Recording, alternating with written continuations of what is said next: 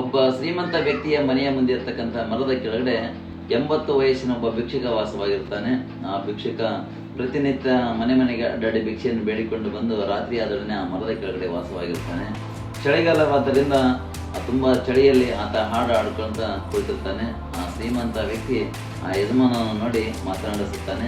ಚಳಿಗಾಲ ಇದೆ, ನಾಳೆ ನಾನು ನಿಮಗೊಂದು ಉತ್ತಮವಾಗಿರ್ತಕ್ಕಂಥ ಸ್ವೆಟರನ್ನು ತಂದು ಕೊಡುತ್ತೇನೆ, ಅದನ್ನು ಹಾಕಿಕೊಳ್ಳಿ, ಬೆಚ್ಚಗಿರುತ್ತೀರಿ ಅಂತ ಹೇಳಿ ಅವರು ಹೊರಡುತ್ತಾರೆ.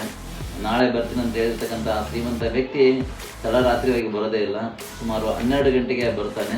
ಆ ಸ್ವೆಟರನ್ನು ತರದನ್ನು ಮರೆತು ಬಿಟ್ಟಿರ್ತಾನೆ. ಸ್ವಾರಿ ಕೇಳೋದಕ್ಕೆ ಆ ಯಜಮಾನ ಹತ್ರ ಹೋಗಿ ಎಬ್ಬಿಸ್ತಾನೆ. ಆ ಯಜಮಾನ ಎದ್ದೇಳೋದೇ ಇಲ್ಲ.